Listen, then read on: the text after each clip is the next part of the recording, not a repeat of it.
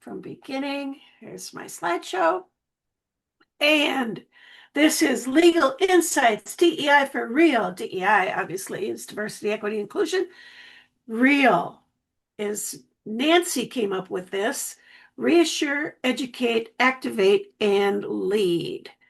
And your fearless moderators today are myself, Chris Jones, the one of the co-founders of Spectra Diversity, and we're coming up on 10 years. So we were doing assessments before George Floyd and everybody jumped on the bandwagon. We were pre-bandwagon, and we have the only assessment that measures the individual and the organization in the same survey.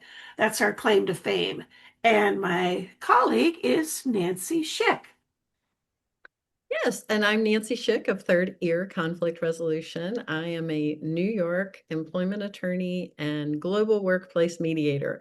My goal is to keep workplace disputes out of court, which sounds a little bit strange for coming from a lawyer, but I call myself a reformed lawyer, and that's part of why we do these webinars is to help you avoid those big legal missteps that land you in court. Okay. And today's topic, wage wars and the price of silence. Subtitled, How to Secure Your Worth in the Age of Quiet Quitting and DEI Backlash.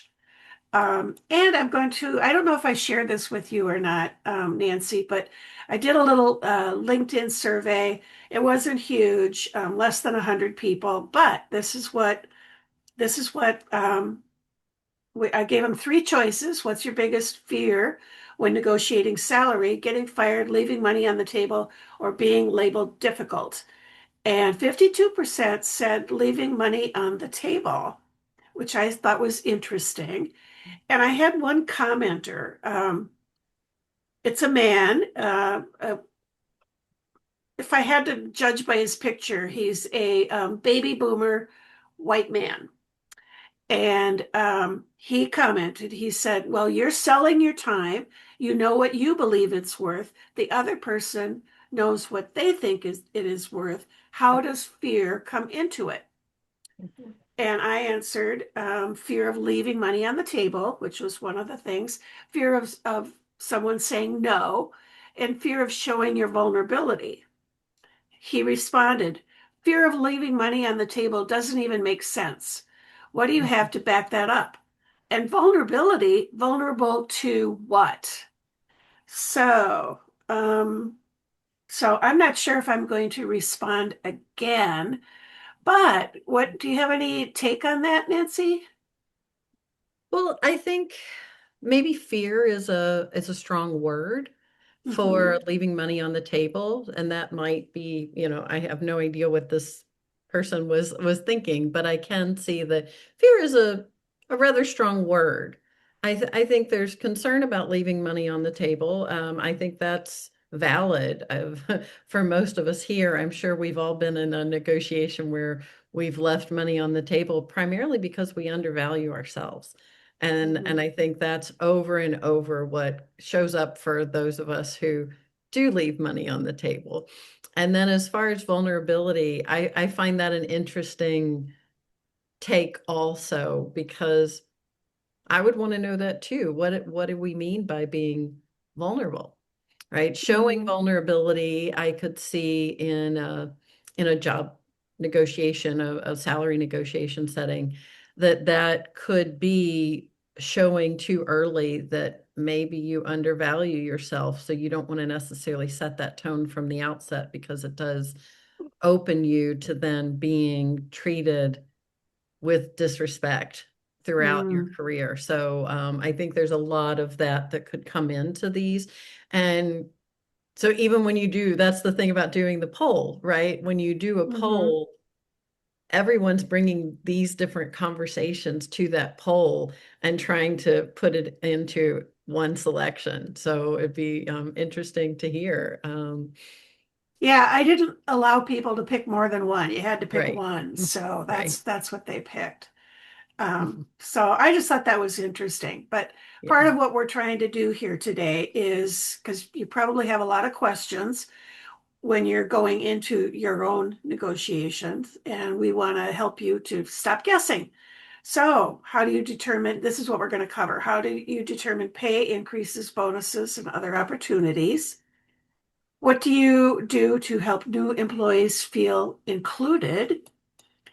And what support do you provide to employees who are struggling? So that's kind of the ball game for today. And let's see. And Chris, I still can't see the slides. Oh, So, well, that's important. Adrian, can you see them? Oh, No. No. Okay. So we need to see the slides, well, or we would like to. Oh, there we go. Here they are. yeah. See, I was so concerned about having that note taker on there that I forgot to start sharing the slides. Um, so here's our little pie chart that we just did. Boop, boop, boop. There it is. What's your biggest fear when negotiating? Okay. So thank you.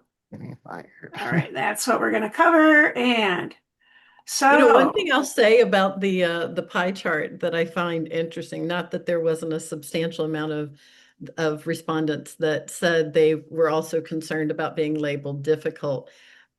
I do find it that fewer people are worried about that. And I think that's okay, right? Because when you develop those conflict resolution skills, even if you're viewed as difficult, there's always an opportunity to show your worth in that conversation and still move forward. okay. And I am going to skip this one because we are not a large group, but we can cover this one. So, wage wars and the price of silence. So, here's just some facts about wage discrimination. First one, these are different headlines from articles that are recent, 2025. The gender pay gap, women are still working full time and earning about 81 cents for every dollar earned by men. And at the current pace, the gap won't close until 2059. And even that target is perhaps uncertain, given that the wage gap expanded in 2022 to 2024 for the first time in a few decades. This is another thing that's happened is DEI with all the executive orders. It has impacted Black women more strongly than other people. So there's a sharper divide between Black and Hispanic women being, laid off, let go. And economists say that there's a number of reasons for this. One is women's concentration in lower paying jobs, that there are a lot of times barriers to advancement, which is not news to any woman of color, gender bias, and then also weak family policies at work and caregiving pressures, because a lot of people, especially women, are sandwiched, between caring for an older adult and then also for children that may still be at home. Okay. Another area is people who may be underemployed or unemployed due to disability have been hit even harder. I mean, they're disadvantaged anyway, and it's just become worse. And then we just talked about the the gender pay gap. And one of the problems with that is starting salaries are lower for women for reasons that are actually under debate. But the total difference over the career, it ends up getting larger and larger. So if you make 10% more as a man and you get your annual bonus or raise or whatever, you keep that spread keeps getting bigger and bigger. So it widens the gap over time. And then this one I found really interesting. Nursing was excluded as a professional degree by the Department of Education. And Nancy, I would really like to know what you think about this one. Yeah. So we were talking about this over Thanksgiving dinner because we have some professionals who are also teachers, and teachers have been removed from the professional degree as Teachers well. aren't in there either. Right. Oh my And goodness. so, the best we can determine is this may have the impact on financial aid for some of these degree programs, but it's definitely a hot topic in my family because a lot of us have chosen to go into various professions, helping professions that are largely licensed. I believe social workers are also in the pool of these professional degrees that are now excluded by the Department of Education. So it's still kind of early to see how that will play out in the long term, like so much that we've talked about over the past year, is the impact that is intended still has to work its way through the court systems.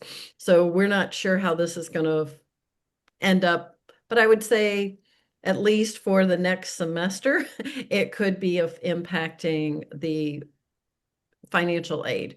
And so that's what we're kind of looking at this point. And quite frankly, it's, with the teachers, we've said it's just, and social workers, really, you look at so many of these are largely professions, licensed professions that draw women. And yeah, we're offended. I'll just put it up. We're starting with offended and waiting to see what happens next. But also, as we've talked about so much throughout the year, at the end of the day, we got to pick ourselves up and keep moving forward. And despite all this chatter, we still have to find that we reclaim our power. We determine who we are, and that's anybody. And that's part of the discussion today around wage gap, right?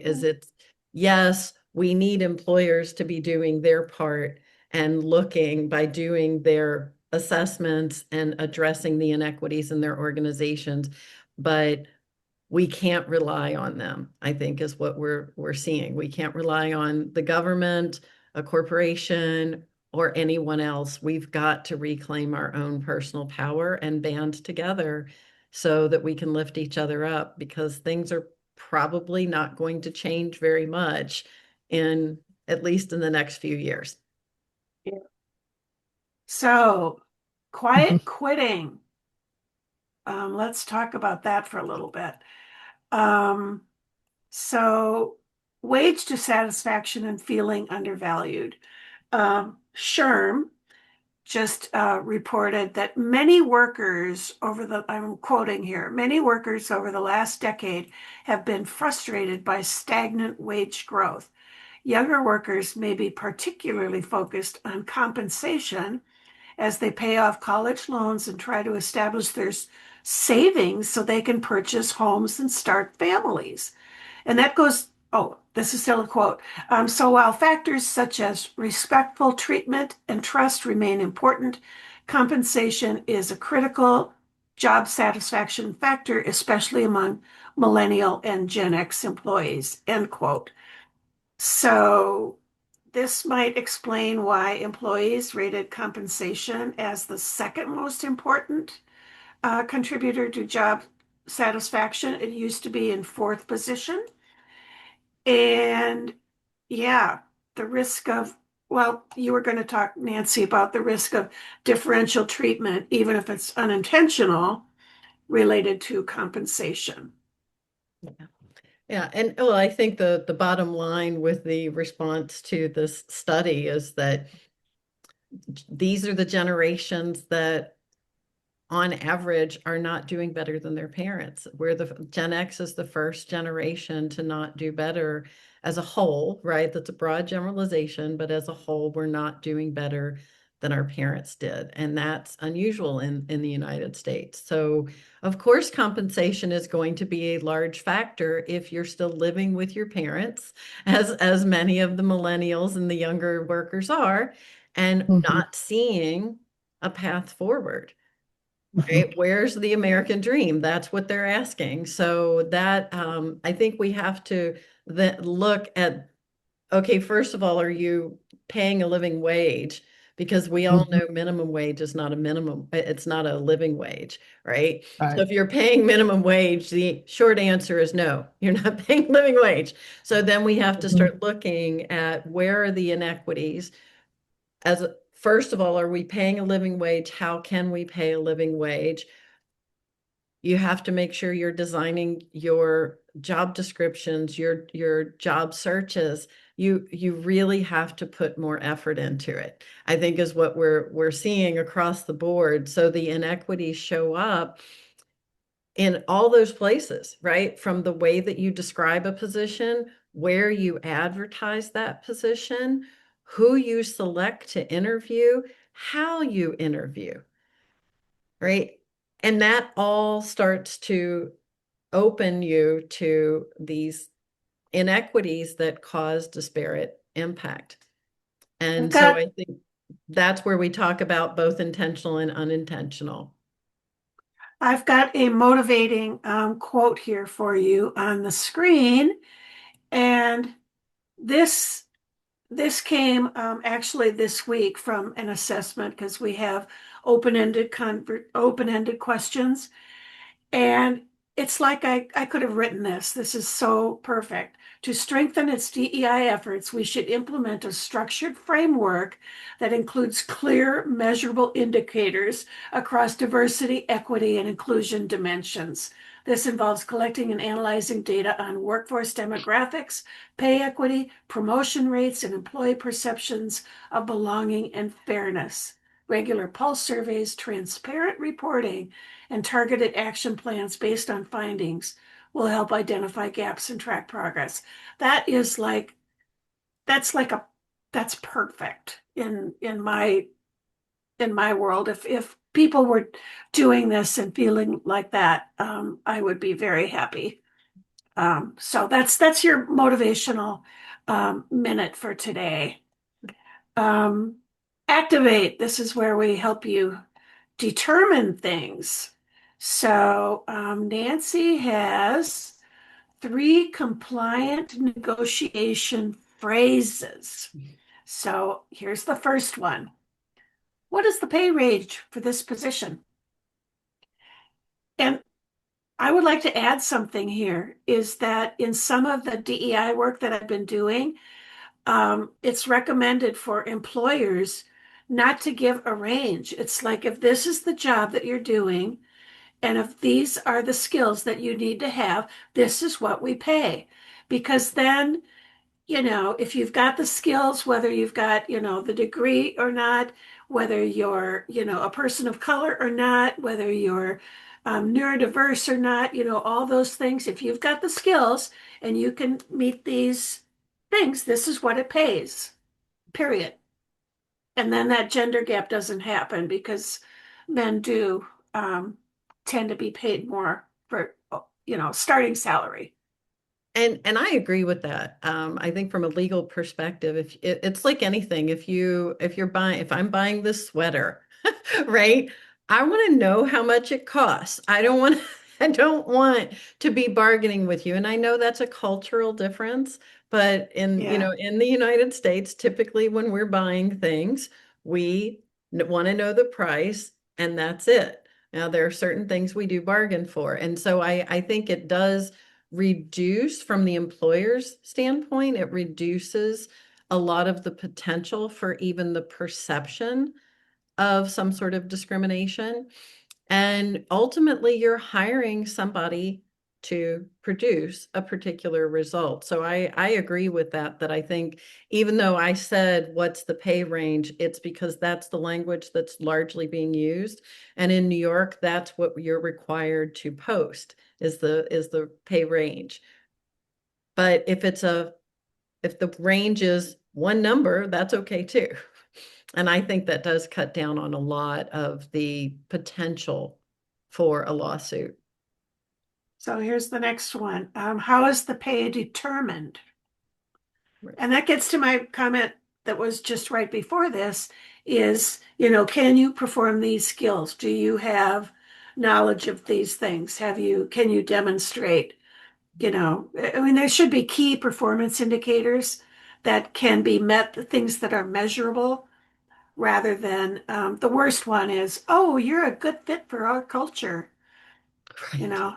Right. What does that mean? I want to go have a beer with you every Yeah, day. I don't yeah, know. yeah, Right. yeah. But going back to that also is I am a big fan of having performance bonuses. And one of the things that I've seen used very effectively over the years is having these KPIs or goals for the organization, right? Having certain ones. And if the organization, obviously, if you're bigger, it's a little bit harder. You might have to do it by department, but you can play with this to where, okay, if you actually achieve something measurable that benefits the organization and that brings in extra money for the organization, then we will share it with you with a monthly bonus. And that has helped a lot of organizations keep their employees motivated, as well as having something tied to the results. So it starts to make sense of what my role is.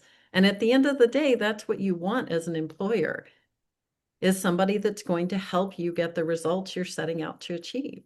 Well, it would be motivation for innovation too.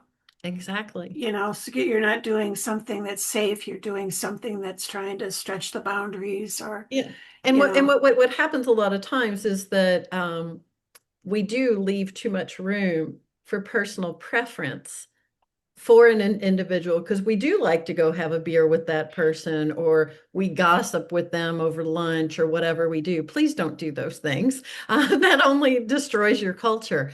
I'm not saying don't have a beer, but you have to be able to look at that and the appearance of favoritism and unfairness. It just invites a lot of challenges. So I am more of a fan of tie it to the work, keep it clear that it's tied to the work. And I'm not saying always keep it business and personal separate, but it's more challenging to navigate that when you start judging people based on whether or not you like them, when at the end of the day, they're there to produce a result. And are they producing a result? That's question number one. Second is, are they doing it without causing disruption to the organization? Because there are definitely people that are high producers that will destroy your culture and get you in all kinds of lawsuits too. So then they wipe away anything they've brought in. yeah. And So I well, jumped ahead on the bonus. you just took the you just did that one. Is there well, and you can ask, you know, is there a bonus structure and what's it tied to? You know, how's it determined? And this would be the beer versus, you know, a benefit, Right. you know, or a tangible benefit. So, um, oh, I had something to add on there. Let me go back. Yes, I have something to add there. Sorry. Um, this was from Pew Research. The gender pay gap in the U.S. is sometimes linked to differences in the way men and women approach negotiating their pay. Most U.S. workers who are not self-employed say that they did not ask for higher pay than what was originally offered the last time they were hired for a job. But according to Pew Research, men are slightly more likely than women, 32 to 28%, to say that they did ask did ask for higher pay than what was offered. Excuse me. Among workers who did ask for higher pay, 28% said they were given the pay that they asked for. 38% said that they were given more than what was originally offered, but less than what they asked for. And then the remaining 35% said that they were just given what was first offered. So they didn't get anything. But yeah, there's a lot of options when you're applying for extra pennies. Yeah. And it's the same thing I see when we're talking about severance as well. And so much of it's about the delivery. And, if you go in and say, absolutely, I demand this, well, okay, it's like anything. You give somebody an ultimatum, you're at risk of them saying, okay, I'm out, Okay, right? bye. Right. But a lot of times, if you'll just say, here's what I was thinking I'm worth and what I'm going to bring. And you can show them why you're going to be able to produce a particular result. Say, this is what I was looking for. Can you add anything else of value? Is there any wiggle room on this, right? Softballing it to open a discussion is usually a better approach than going in with the ultimatum. And that comes from somebody who used to negotiate salary caps around around hockey contracts. And one of the things we did there is, right, we would have the salary cap, but we might have a desirable player that wanted to come.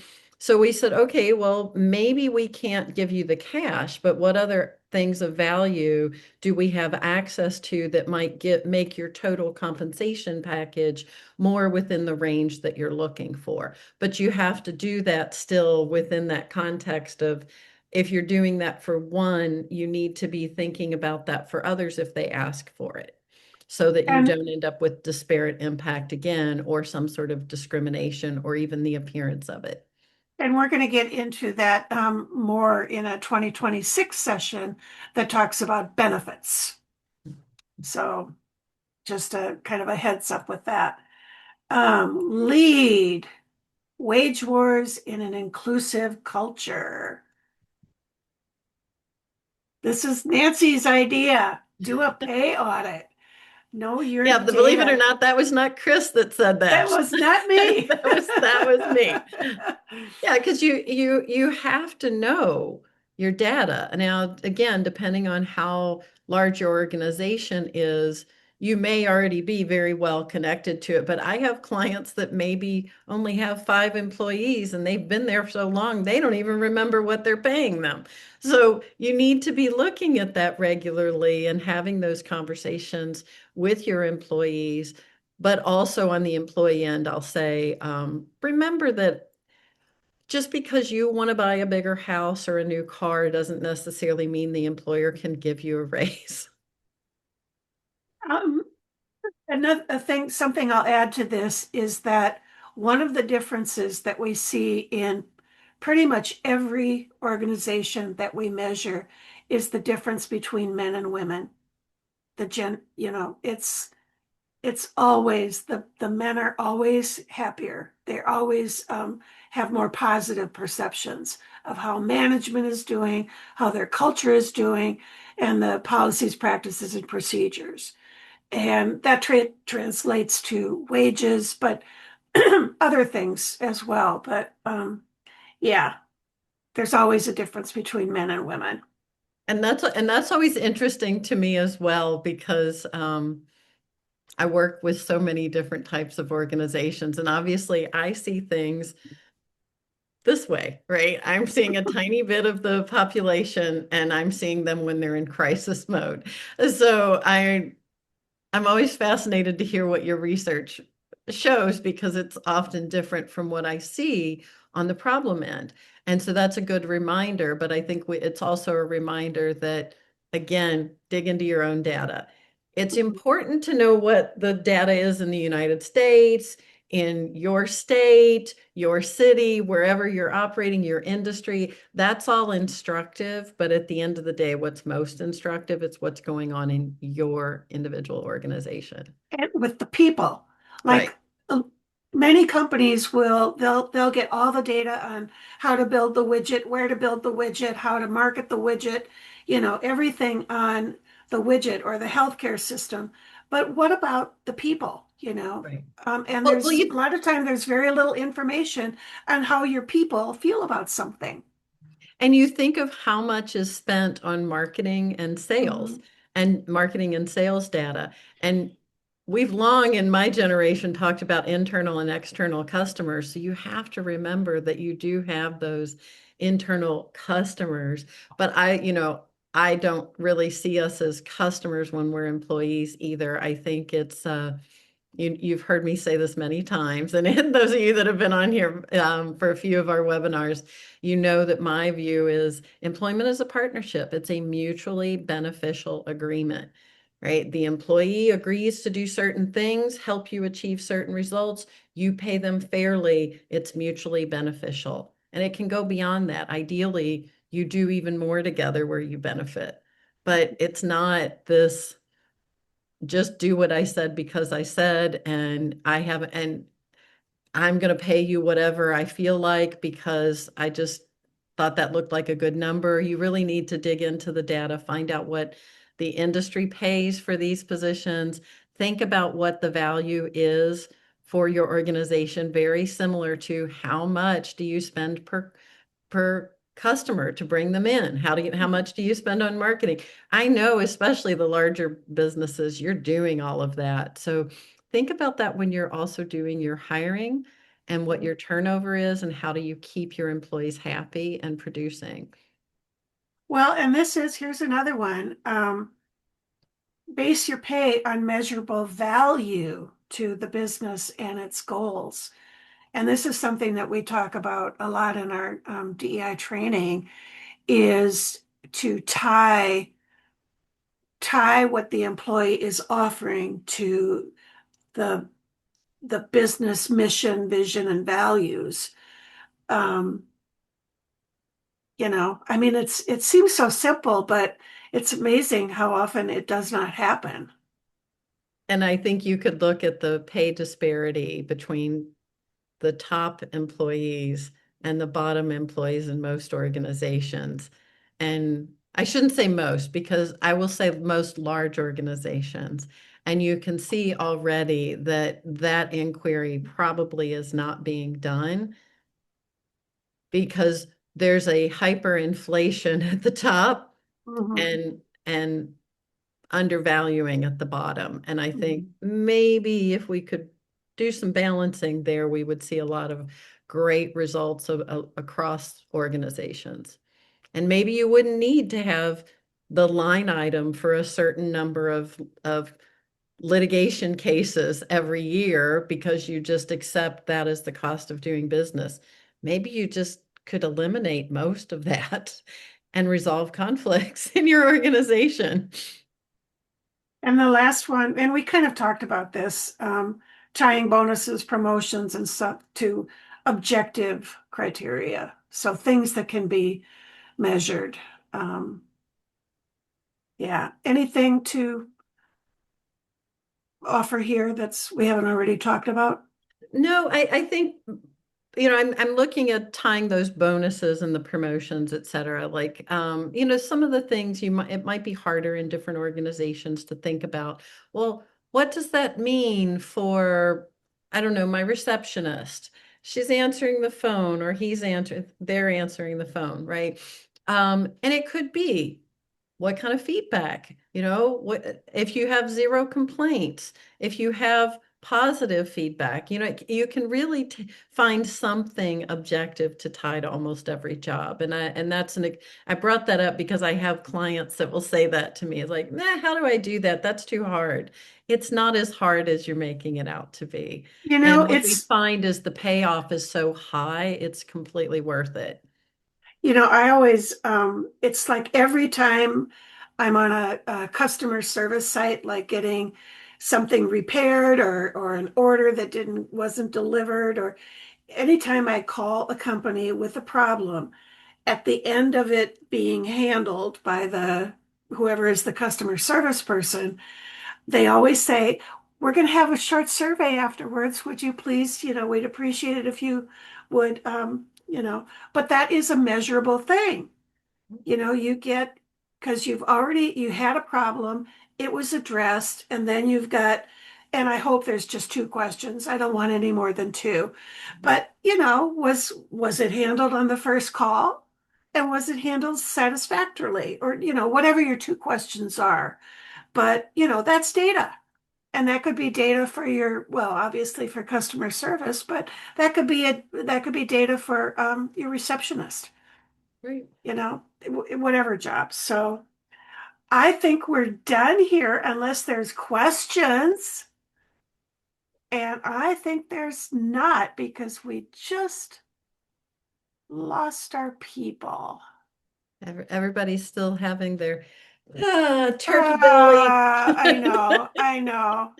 It is. So I'm going to stop sharing that screen and go to, oh, and I have What is this doing here? Oh, do you see that screen? Nope, don't see Oh, it. Whatever you're okay. seeing, we're not seeing Okay, I'll just ignore it. But welcome, Ben. We haven't seen you here before. I don't believe. Maybe we have. Do you have any questions? No, thank you. Yeah, it's funny. I've had this meeting on my calendar pretty much the whole year, and I think this is the first time I was able to get on. I looked this morning when I came into work and it was in my, and I was like, oh, great, I can make today. And then I went to join and it wasn't there. So thanks for letting me in. Oh, Okay, yeah. Yeah. yeah. Glad you could be I don't know here. how that So, happened, but yeah, welcome. Um, yeah, we're going to do this again in 2026. We had a couple of topics that we didn't have a date for, and people signed up for them. So um, we're going to be doing it. But our first one, I'm really kind of excited about because I've been working on it. I don't know if you have, Nancy, but it's 2025 in review, which for me is going to be pretty much DEI and Project 2025 and executive orders and everything that's happened. And that's like that's like 10, 12 minutes. But then the rest of for me, and then same for Nancy handling all the legal aspects. And then the next part is predictions. And I mean, I have some that I've gathered from other places, but I have my own, which I'll be interested to see if they turn out. I hope they do, because one of them is that things will get better. So, and yeah. I'm hoping they get better before before they get too much worse, that they're going to bottom out at some point. But yeah, it's yeah. And I think that's why I've been saying throughout the year is it's so much of this has been about us recognizing what we do have power over and what we need to just kind of tune out and say, I'll deal with this when it changes, if it changes, because me reading about something that may or may not happen is not necessarily going to help. I can't, if there are certain things I just have no power over. So, being able to do that, I think that's the number one skill most of us are going to have to continue to work on is managing our mind. That means managing what we're consuming, right? As far as news, um, even the webinars we come to, right? All of that, the discussions that we're having, the things we choose to be involved in. And it's the big part of it for me will be continuing to say no to certain things because I need to stay focused on what I can control. And I just And can't help everyone as much as I would love to. yeah, and I've had to limit my doom scrolling. Yep. Um, that's my weak spot. And in the spirit of Thanksgiving, I would like to offer my gratitude to you, Nancy. I'm so Oh, glad we met over that cup of coffee in NYC in the Big Apple, because this has been lovely yeah. doing these with you. So thank you. Yeah, thank you. I'm And good to grateful. see you, Ben. And I Yeah, good to see you, hope we'll Jen. see you And in future ones. and even though we don't see Julia, we'll say, hey, Julia. And we know Adrian was here, so we'll give a little shout out to her. And any of you who end up watching this recording, so feel free to put things in the comments. We're happy to address questions that might come up if you are watching it on the recording. We're happy to address those in our future webinars and invite you to come live and ask your questions there. Okay. Thank you. Thank you We'll both very see much. you. Appreciate it. Okay. Thank you. Bye-bye. Bye. Happy holidays, everyone. Let's see. Share. I turn that off. And I don't know how I get